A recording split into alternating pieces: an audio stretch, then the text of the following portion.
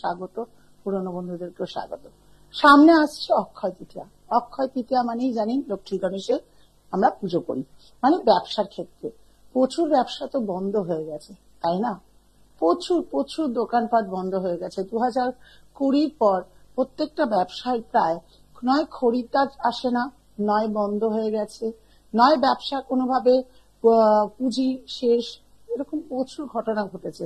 কিন্তু তবু এই অক্ষয় তৃতীয়ার মধ্যে জীবনের সবকিছুই আমরা চাই যে এই দিন পুজো অর্চনা করে আবার যাতে পুনরায় ব্যবসা খুলতে পারি, অথবা আমরা এই অক্ষয় তৃতীয়ার দিন এমন কিছু করব যাতে সেগুলো সারা জীবন অক্ষয় হয়ে থাকে। তাই আজকের টোটকালটা থাকবে অবশ্যই অক্ষয় তৃতীয়া নিয়ে। যারা আমার প্রোগ্রাম দেখছেন চট করে ফোন করবেন, অবশ্যই ফোন ধরবো, আর আলোচনার বিষয় তো থাকবোই। কারণ আরেকটি বলিনি, এই অক্ষয় তৃতীয়ার আগে যারা ব্যবসা চালু করতে চাইছেন খুব স্বল্প মূল্যে আপনাদের সাথে থাকবো, অবশ্যই তারা যোগাযোগ করুন। আর যারা এখন আমাকে দেখাতে চাইছেন মনে করছেন কিন্তু এই তীব্র রোদের জন্য আসতে পারছেন না, কিন্তু অনলাইনে বসে ফোনে আপনারা সব বিস্তারিত জানতে পারেন। অনেকে মনে হয় ফোনে কি বলবে, ফোনে যা আপনি সামনে শুনতে চাইছেন তাই আপনি শুনতে পারবেন, সবই আপনার একটুও মনে হবে না যে দিদি ভাই আপনার কাছে নেই, বরং ফোনে আপনার সঙ্গে আরো বিস্তারিত কথা বলতে পারবো। এত কষ্ট করে রোদে ঘামে বৃষ্টিতে ভিজে নাই।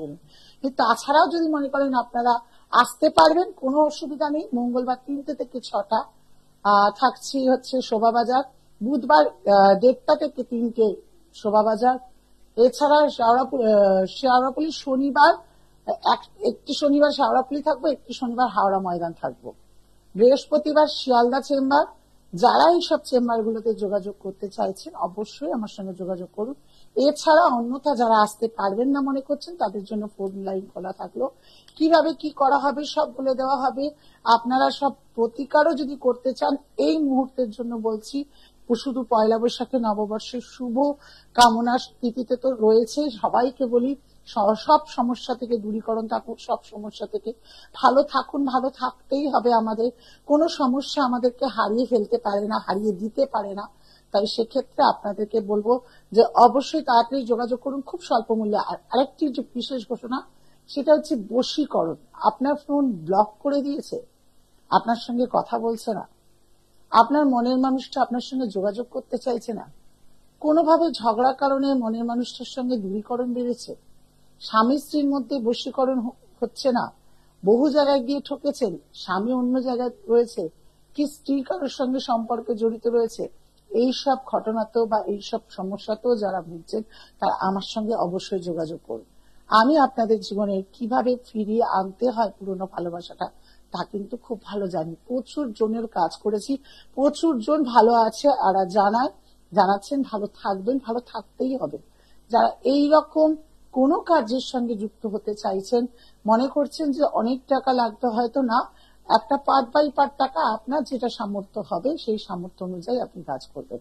আমার কোনো জোড়াজুড়ি নেই, রেশারেশি নেই। যারা মনে করছেন খুব তাড়াতাড়ি কাছে পেতে চাইছেন তাদের জন্য একটি নতুন প্রয়োগ করে এনে দেবো। কিন্তু হ্যাঁ, 2-3 দিনে হয় না কাজ, কারণ আমার কাজটি করতেই 2-3 দিন লাগে। কি করে আপনাকে বলবো যে 2-3 দিনে আপনার কাজ হয়ে যাবে? কিন্তু বহু মানুষের হয়েছে যে 10 দিনও লাগেনি তার মনের মানুষ কাছে এসছে। এরকমও হয়েছে মায়ের কৃপায়, আপনি কল্পনা করতে পারবেন না, কাজ আমি শুরু করেছি তার মধ্যে তার বশীকরণ হয়ে গেছে। তাই যারা এই বশীকরণ শব্দটা বা আকর্ষণ ক্রিয়া শব্দটা শুনতে চাইছেন, অনেকেই আবার বলেছেন যে বশীকরণ বলে নাকি কিছু হয় না। বশীকরণ আকর্ষণ সব একই ক্রিয়া। যারা মনে করছেন এই রকম কিছুর সঙ্গে যুক্ত হতে চাইছেন আমার সঙ্গে খুব শীঘ্রই যুক্ত করুন। দুঃখ পাওয়ার কিছু নেই, ভালো থাকবেন, ভালো থাকতেই হবে। কে আছে দেখেন। হ্যালো, হ্যাঁ, জয় জগন্নাথ। নমস্কার দিদি, জয় জগন্নাথ। নমস্কার, জয় জগন্নাথ। কার বিষয়ে জানা হবে দিদি? আমার নিজের সম্বন্ধে জানবো। আচ্ছা, ডেট অফ বার্থ? আমি 24/11/2000। সময়? দিদি জন্ম সময় দুপুর 1টা। দুপুর 1টা। জন্মস্থান? দিদি কলকাতা। কলকাতা। আজকে প্রোগ্রাম দেখেছো না এর আগে প্রোগ্রাম দেখা হয়েছিল? না দিদি, আপনার প্রোগ্রাম আমি প্রতিদিন দেখি দিদি, আপনার প্রোগ্রাম ফলো করি। প্রোগ্রাম কেমন লাগে? দিদি আপনার প্রোগ্রাম খুবই ভালো লাগে। আচ্ছা আপনি যারা টোটকা বলেন, যদি মানে একটা টোটকা যদি আপনার মানে প্রয়োগ করেছি নিজের ব্যবসার উপর, তো যদি একটু হলেও আমি ফল পেয়েছি, কিন্তু যদি আপনার সামনাসামনি আমি একবার দেখা করতে চাই। অবশ্যই এসো। আচ্ছা, কুম্ভ লগ্ন, তুলা রাশি, স্বাতী নক্ষত্রে জন্ম। হ্যাঁ, যেটা দেখতে পাচ্ছি সেটা হচ্ছে লগ্নপতি থেকে ওভার, তোমার প্রচুর ওভার কনফিডেন্স আছে, কিন্তু মাঝে মাঝে রাগ জেদটা কিন্তু চরমতম ভুল হয়ে যায়। এই রাগ জেদটাকে একটু থামাতে হবে। কনফিডেন্স থাকা ভালো, এই কনফিডেন্সের জোরে চলছো, কিন্তু নিজের মানে খুব প্রায়শই নিজের বুদ্ধিতে ভুল করে ফেলে, মানে নিজের ক্ষেত্রে বিবেচনা করতে ভুল হয়ে যায়। সেক্ষেত্রে একটু দেখতে হবে, ছক কিন্তু ঠিক করতে হবে, নইলে কিন্তু বুদ্ধিভ্রম, এগুলো কিন্তু বুদ্ধিভ্রমের জন্য কিন্তু সঠিক হবে না। দ্বিতীয়ত হচ্ছে, যেটা এখন গুরুজনদের সঙ্গে তর্ক হবে, তোমাকে বোঝার চেষ্টা করবে না।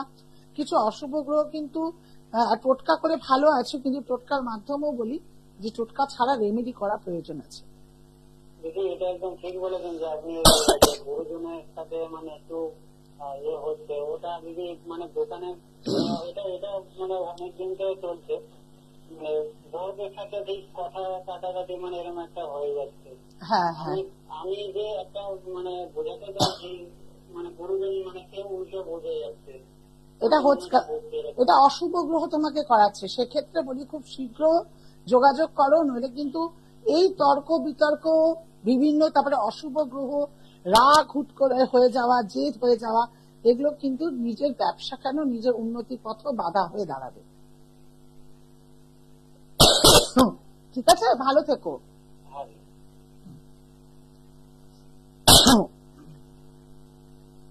আবার আলোচনায় চলে আসি, সেটি হচ্ছে যে যারা এই রকম কষ্ট বা এই রকম দুঃখে যারা ভুগছেন, তারা খুব শীঘ্র আমার সঙ্গে যোগাযোগ করুন।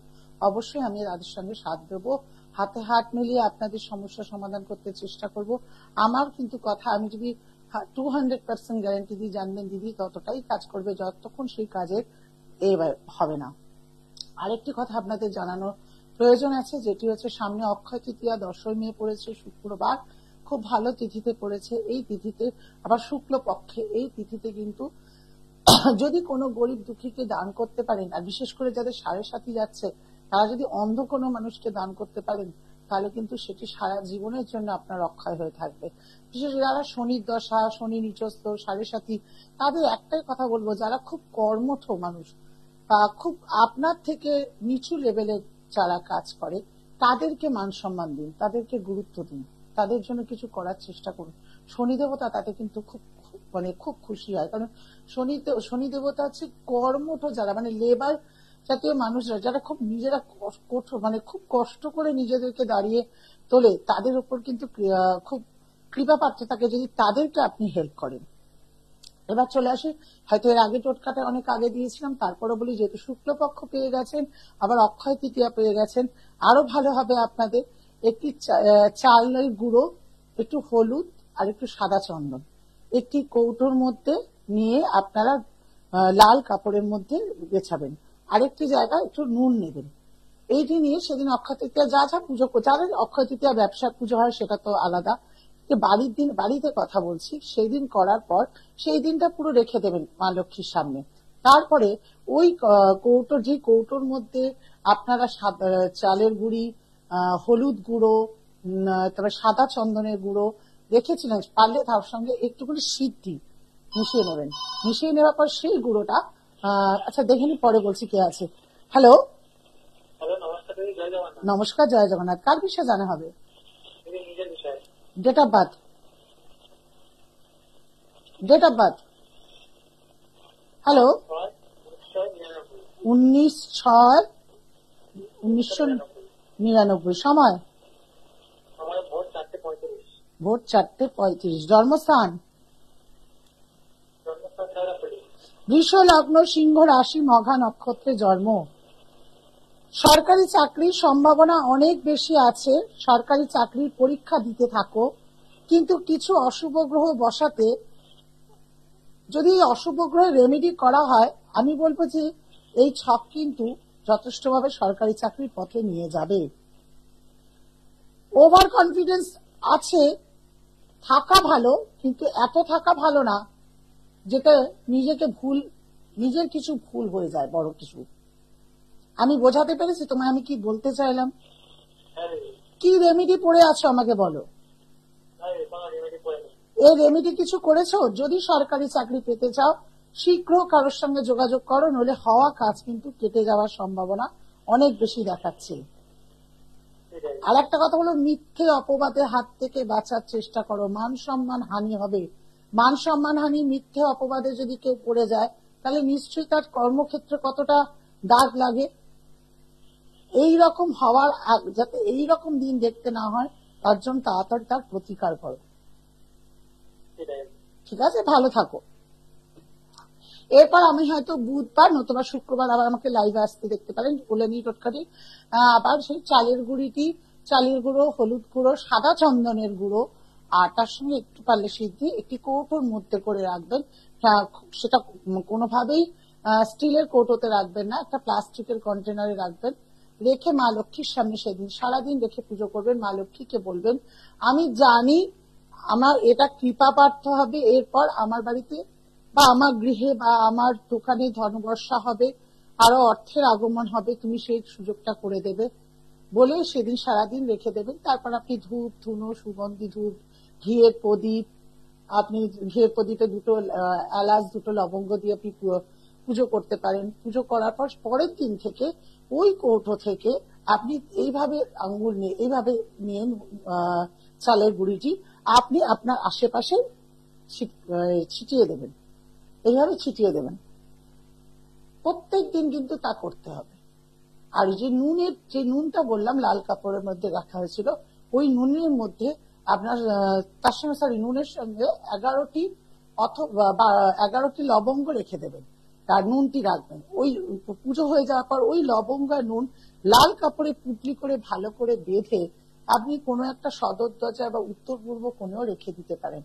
বলতেই পারেন দিদি ওটা যখন জল হয়ে যাবে কি করব, ওটা পুনরায় ফেলে দিয়ে আবার কোনো পূর্ণিমায় আপনি শুরু করতে পারেন। এটা করে দেখুন, আপনার যাদের অর্থ বর্ষা যদি অসুবিধা হচ্ছে, অর্থ আসতে চাইছে না, সত্যি দেখবেন অর্থটা কিভাবে আসবে। অক্ষয় তৃতীয়া দারুণ দিনে পড়েছে শুক্রবার।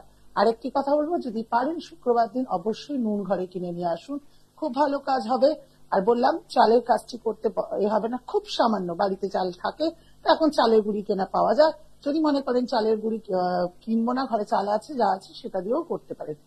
করুন টোটকাটি, শেয়ার করতে হবে কিন্তু, নাহলে আগামী দিনে কিন্তু শুধু প্রোগ্রাম করবো আর টোটকা দেবো না। কারণ আপনাদের শেয়ার যাতে আমাকে আরো বেশি অনুপ্রাণিত করে আগামী দিনে আরো ভালো বলার জন্য। ভালো থাকুন, আর অনলাইনে যোগাযোগ করলেও করতে পারেন। নমস্কার। দূর আর দূরে নেই